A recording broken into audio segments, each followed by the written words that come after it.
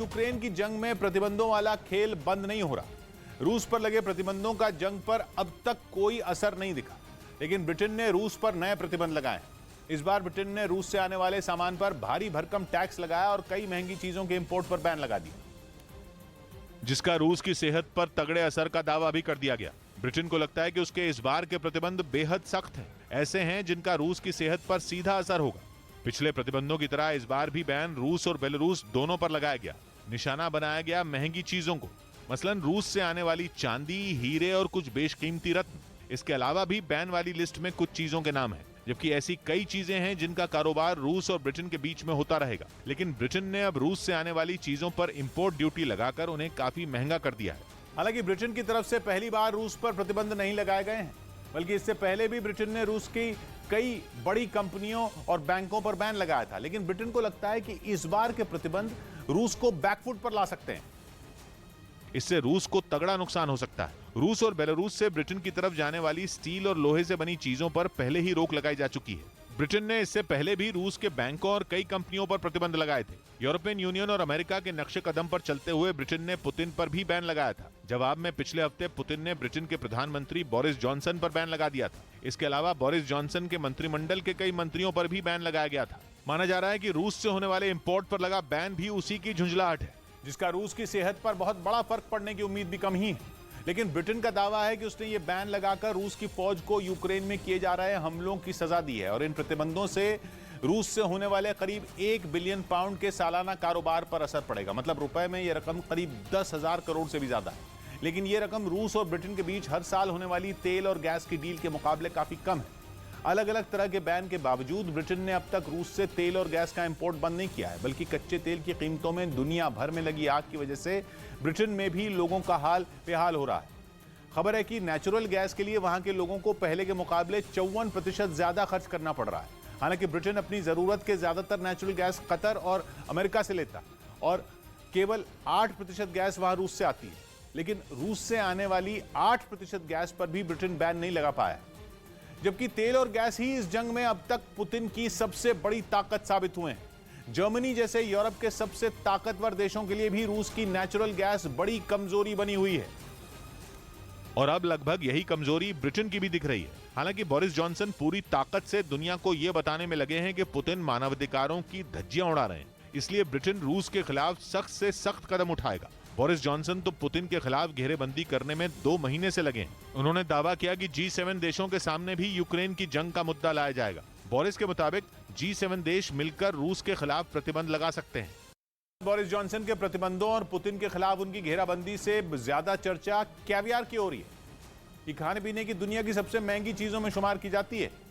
इसका जिक्र उन चीजों की लिस्ट में है जिनके रूस से इंपोर्ट पर ब्रिटेन ने बैन लगाया है। कैवियार असल में एक स्टर्जन नाम की मछली के अंडे होते हैं। दिखने में ये बिल्कुल मोतियों की तरह दिखते हैं, लेकिन इनकी कीमत महंगे मोतियों से भी कहीं ज्यादा होती है। दिल्ली में चांदी करीब 70,000 रुपए में 1 किलो मिल रही है, लेकिन 1 किलो कैवियार की कीमत करीब 2.5 लाख से शुरू होती है। इतनी ज्यादा कीमत की वजह यह है कि स्टर्जन नाम की यह मछली 10 से 15 साल में एक बार ही अंडे देती है। हालांकि इन अंडों की सेहत के लिए अंडों को बहुत पोषक बताया जाता है। इनमें selenium, iron, zinc, calcium, magnesium और विटामिन का भंडार होता है। लेकिन इसकी ऊंची कीमत की वजह से इसे रईसों का खाना कहा जाता है, जिसे लोग टोस्ट या सैंडविच के साथ खाते हैं। हालांकि ब्रिटेन के नए बैन के बाद लोगों के लिए यह खाना वहां के रईसों की भी पहुंच से बाहर हो सकता है।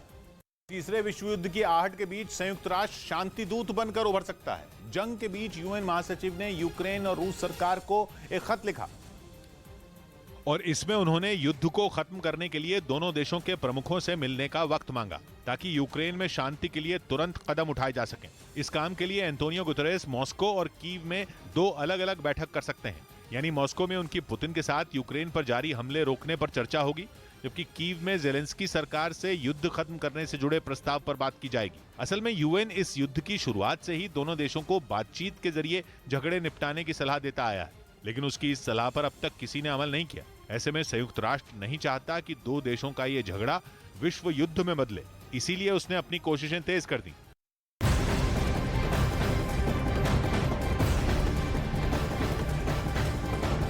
इस वक्त की बड़ी खबर हम आपको बताएंगे। न्यूज़ 18 इंडिया पर रूस यूक्रेन युद्ध से जुड़ी हुई बड़ी खबर यह है, तुर्की के राष्ट्रपति ने बड़ा बयान दिया है।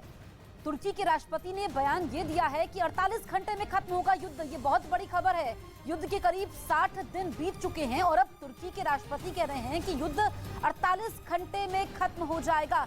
अगर वाकई ऐसा होता है जो तुर्की के राष्ट्रपति कह रहे हैं तो ये राहत की खबर होगी पूरी दुनिया के लिए, क्योंकि पूरी दुनिया की नजरें इस युद्ध पर टिकी हुई है और सिर्फ तबाही की तस्वीरें सामने आ रही है। 48 घंटे में युद्ध खत्म होगा, ये तुर्की के राष्ट्रपति कह रहे हैं। किस आधार पर कह रहे हैं ये देखना होगा। इस वक्त की सबसे बड़ी खबर ये है, महायुद्ध ब्रेकिंग हम आपको बता रहे हैं। रूस यूक्रेन युद्ध से जुड़ी हुई ये बड़ी खबर है। तुर्की के राष्ट्रपति का बड़ा बयान सामने आया है।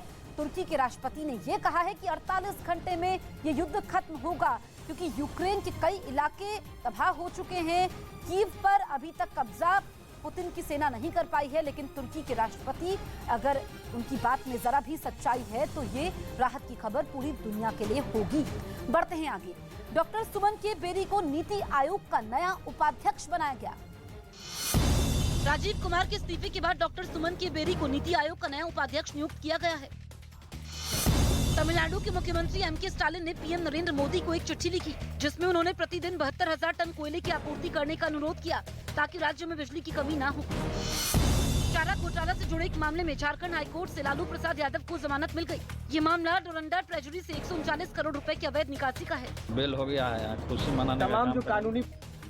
यूक्रेन ने एक वीडियो जारी कर रूस के टैंक को निशाना बनाने का दावा किया। बताया गया कि हमले के वक्त रूसी टैंक यूक्रेन की टुकड़ी से महज 5 किलोमीटर की दूरी पर था। इसके बावजूद यूक्रेन की तरफ से उस पर मिसाइल तान दी गई। वीडियो में रूसी टैंक कुछ हलचल करता दिखा, लेकिन यूक्रेन ने उसके टारगेट पर आने का इंतजार किया और जैसे ही वो निशाने पर आया उस पर मिसाइल दाग दी। इसके बाद हवा में एक आग का गोला रूसी टैंक की तरफ बढ़ता दिखा और जैसे ही मिसाइल ने अपने टारगेट पर हमला बोला, वहां जोरदार धमाका हो गया। विस्फोट भी ऐसा कि वहां धुएं का जबरदस्त गुबार बन गया। बताया गया कि ये मिसाइल यूक्रेन के anti tank guided missile system से छोड़ी गई। रूस की पूर्व जिम्नास्ट अलीना कबाएवा फिर मॉस्को में नजर आई। अलीना कबाएवा को रूस के राष्ट्रपति पुतिन की गर्लफ्रेंड बताया जाता है और कहा जाता है कि पुतिन ने यूक्रेन के साथ जंग शुरू होने से पहले ही उन्हें स्विट्जरलैंड भेज दिया था। लेकिन अब अलीना कबाएवा एक बार फिर रूस की राजधानी मॉस्को में दिखी, जिसकी कुछ तस्वीरें सामने आई। रूस की बेहद सफल जिम्नास्ट रही अलीना वहां होने जा रहे स्पोर्ट्स फेस्टिवल अलीना 2022 के रिहर्सल में दिखाई दी। बताया गया कि यूक्रेन के साथ जंग शुरू होने के बाद ये पहली बार है जब पुतिन की गर्लफ्रेंड बताई जाने वाली 38 साल की अलीना मॉस्को में दिखाई दी। खबरों के मुताबिक मॉस्को में अलीना एक नए रूप में दिखाई दी। ऐसा लगा जैसे उन्होंने चेहरे की सर्जरी करवाई हो। यही नहीं, कहा तो यहाँ तक गया कि जिस कॉस्मेटिक सर्जन ने पुतिन के चेहरे को जवान बना दिया, अलीना ने भी उसी की मदद ली। और अलीना के फिर रूस में दिखाई देने के बाद पुतिन के साथ उनके रिश्तों को लेकर पश्चिमी मीडिया में चर्चा तेज हो गई।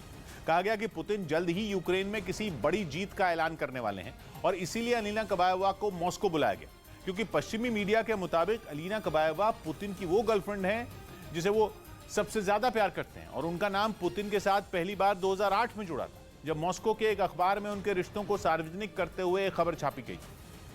हालांकि जल्द ही ये खबर वहां की मीडिया से हटा दी गई, जिसके बाद दावा किया गया कि पुतिन नहीं चाहते थे कि उनका नाम सार्वजनिक तौर पर अलीना कबाएवा के साथ जुड़े।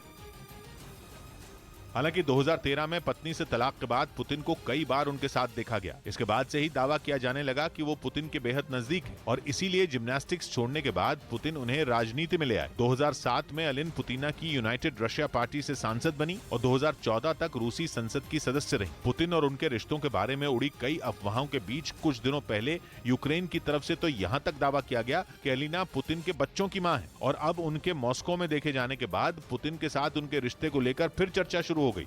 रूस के एक और कारोबारी की परिवार समेत मौत से हड़कंप मच गया। पिछले 3 दिन में ही पुतिन के करीबियों की मौत से जुड़ा यह दूसरा मामला है और मॉस्को के बाद इस बार यह सनसनीखेज मामला हुआ स्पेन के कैटलोनिया में, जहां रूस के बड़े गैस कारोबारी सिर्गेई प्रितोजा, उनकी पत्नी और बेटी के शव संदिग्ध हालात में उनके मकान से बरामद किए गए। इस घटना की जानकारी तब मिली जब फ्रांस में रह रहे सिर्गेई के बेटे ने अपने परिवार से संपर्क करने की कोशिश की, लेकिन जब किसी से बात नहीं हुई तो उसने पुलिस को इसकी जानकारी दी। इसके बाद जब वहां पुलिस पहुंची तो 3 लोगों के शव देखकर वो हैरान रह गई। हालांकि अभी पुलिस इस मामले में सभी एंगल से जांच कर रही है, लेकिन एक आशंका ये भी जताई गई कि गैस कारोबारी सिर्गेई ने ही अपनी पत्नी और बेटी की हत्या करने के बाद सुसाइड किया हो।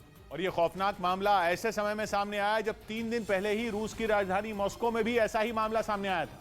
वहां गैस कारोबारी व्लादिस्लाव अवाएव, उनकी पत्नी और बेटी का शव मिला था। यानी दोनों गैस कारोबारियों की मौत बिल्कुल एक ही तरह से हुई। व्लादिस्लाव ने लंबे समय तक पुतिन प्रशासन में कई अहम जिम्मेदारियां निभाई। साथ ही वो रूस के निजी बैंक गाज़प्रोम में वाइस प्रेसिडेंट भी रहे। पर जैसे ही उनके परिवार की संदिग्ध हालात में मौत की खबर आई तो हर कोई सकते में आ गया। व्लादिस्लाव रूस के बड़े कारोबारी थे और वो पिछले दिनों उस समय सुर्खियों में आए जब उन्होंने पश्चिमी देशों के आर्थिक प्रतिबंधों के जवाब में पुतिन को एक फॉर्मूला दिया था। इसमें दूसरे देशों को गैस लेने के लिए रूस की करेंसी रूबल में भुगतान करने का निर्देश दिया गया था। ऐसे में कई सवाल उठ रहे हैं क्योंकि 3 दिन में ही रूस के 2 बड़े गैस कारोबारियों की मौत हुई, वो भी एक ही तरीके से। सवाल यह भी उठा कि क्या इनकी मौत का आपस में कोई कनेक्शन है या नहीं।